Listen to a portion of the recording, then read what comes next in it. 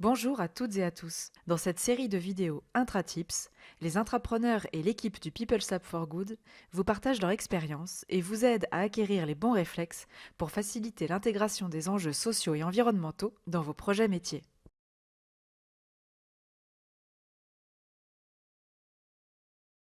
Je m'appelle Marie-Belle Mandana, je suis responsable du programme d'incubation du People Lab for Good et coach Design Thinking à Impact. Je suis Claire Le Boisselier, consultante en stratégie bas carbone et coach Design Thinking à Impact. Nous allons vous donner 3 conseils pour mener à bien votre démarche Design Thinking à Impact. Tomber amoureux du problème, pas de la solution. On le sait, aucune ressource n'est infinie et aucun problème n'est simple. Alors, pour proposer une solution qui ait du sens pour l'entreprise qui la développe et les clients qui la consomment, une solution viable économiquement, socialement et environnementalement, il faut d'abord comprendre le problème et le système dans lequel il se développe. Pas si facile, me direz-vous? Eh bien, il existe de nombreuses aides pour fixer le cadre et garder le cap. Voici mon conseil. Demandez-vous à quels engagements d'entreprise ou RSE vous voulez contribuer. Quels objectifs de développement durable de l'ONU vous vous fixez? À quelle loi, stratégie ou réglementation vous vous référez? Une fois les 2 ou 3 objectifs clés fixés, ne les quittez plus, tombez amoureux et restez cohérent avec ces engagements jusqu'au bout. Ils seront des critères de choix pour susciter l'adhésion à votre projet. Ayez toujours en tête pourquoi je fais ce que je fais, quel problème j'essaie de résoudre.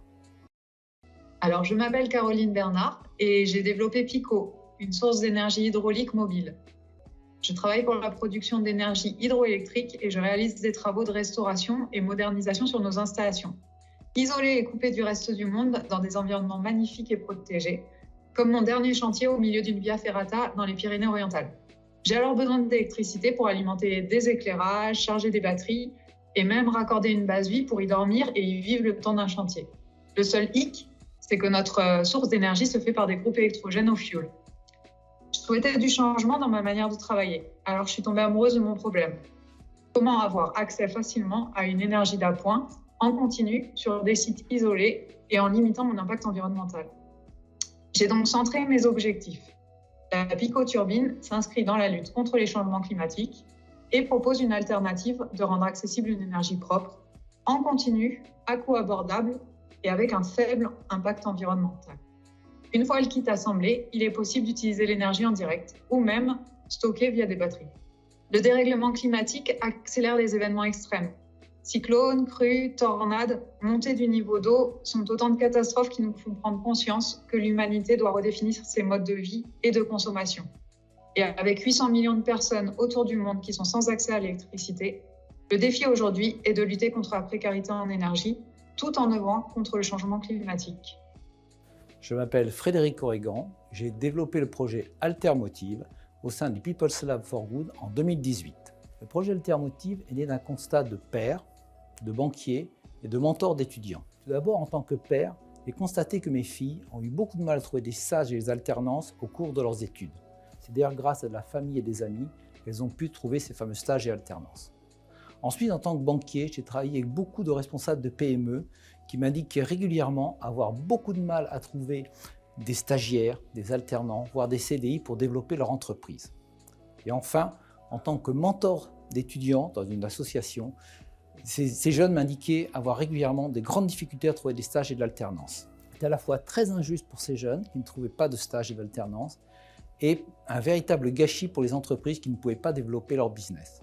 L'idée est venue que BNP Paribas, qui est très impliqué auprès des jeunes, pourrait contribuer à résoudre ce problème, notamment avec ses relations avec les PME.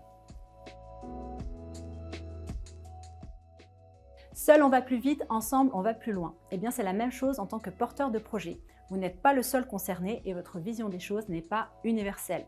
Sans problème, il n'y a pas de solution. Sans client, il n'y a pas de vente. Sans marketing, il n'y a pas de business. Et sans décisionnaire, il n'y a pas de budget. La réussite de votre projet résidera dans l'identification et l'implication des bonnes personnes au bon moment, et cela dès les premières étapes de votre projet. La bonne pratique, c'est de lister les personnes concernées dans le parcours, vos utilisateurs actuels et potentiels, vos clients, vos partenaires et les parties prenantes en interne qui seront les ressources pour mener à bien votre projet. Cela peut être les équipes IT, juridique, marketing, commercial. Pour chacun, vous détaillez leur rôle et leur positionnement et vous affinez tout au long de l'avancement du projet. C'est une liste itérative et le seul moyen pour la compléter, ce sera d'aller sur le terrain en restant le plus neutre possible. Chacun a des besoins et des contraintes. À vous de définir ceux auxquels vous apporterez une solution pour la réussite de votre projet. Au début, j'ai beaucoup parlé, beaucoup échangé, beaucoup recueilli d'avis. Et à un moment, il a bien fallu passer à l'action. Mais qui était réellement un allié? Qui voulait me suivre? Pour quelles raisons? Quel était son intérêt? La première étape est de sélectionner les vrais alliés. Dans mon cas, ce fut un responsable d'un centre d'affaires BNP Paribas qui travaillait avec des PME à la recherche de stagiaires et d'alternants. Mais il fallait aussi trouver des jeunes. Pour cela, nous sommes tournés très naturellement vers 100 000 entrepreneurs, partenaires de longue date de BNP Paribas. Alors, en commençant le projet, j'avais beaucoup d'ambition. Aller au-delà des frontières, changer le monde. Je voyais Pico accompagner des expéditions humanitaires, scientifiques, militaires et permettre la mise en place d'équipements médicaux, potabilisation d'eau, de l'éclairage.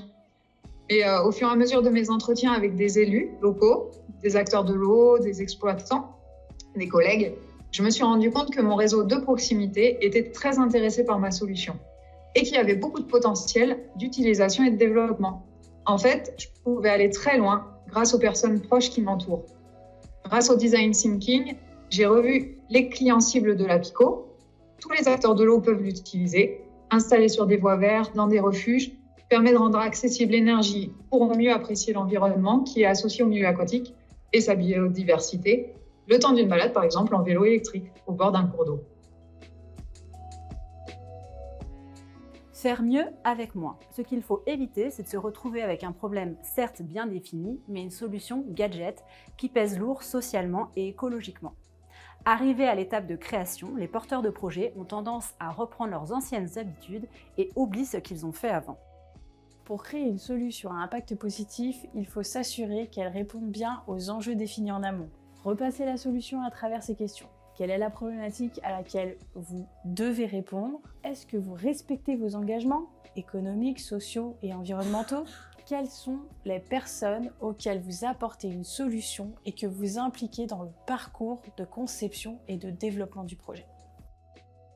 Cela signifie parfois d'accepter de renoncer, de faire avec moins mais mieux, et votre solution n'en sera que plus positive et durable. Mon idée de départ était de créer une application de matching permettant de mettre en relation ces étudiants à la recherche de stages et d'alternance et les entreprises qui voulaient les recruter. Je me suis rapidement rendu compte que cette solution était coûteuse et demandait beaucoup de ressources. Et finalement, la solution était probablement humaine. Au final, la solution est simple. C'est une matinée de rencontre entre ces jeunes à la recherche de stages et d'alternance et les entreprises qui recrutent. Ceci dans les locaux BNP Paribas d'un centre d'affaires et avec l'appui d'une association, 100 000 entrepreneurs dans ce cas précis. Faire mieux avec moins, c'était mon mantra. Ça m'a demandé beaucoup d'empathie pour me mettre à la place de mes futurs utilisateurs. Je devais mettre en place une solution simple pour que chacun puisse s'approprier rapidement. Une mallette portable, adaptée en poids, en version kit simple et clé en main, adaptable dans tous les cas d'utilisation et sur laquelle on puisse vite venir se brancher pour recharger son téléphone portable, un ordinateur. Pico, c'est l'énergie qu'ont mis plein de personnes passionnées qui ont envie de réinventer un monde meilleur avec cette nouvelle approche qui est performante et bienveillante. Un dernier conseil, ayez toujours en tête que votre solution finale doit cocher 4 critères. Utilité, faisabilité, désirabilité et durabilité. Soyez à l'écoute avant d'être dans l'action.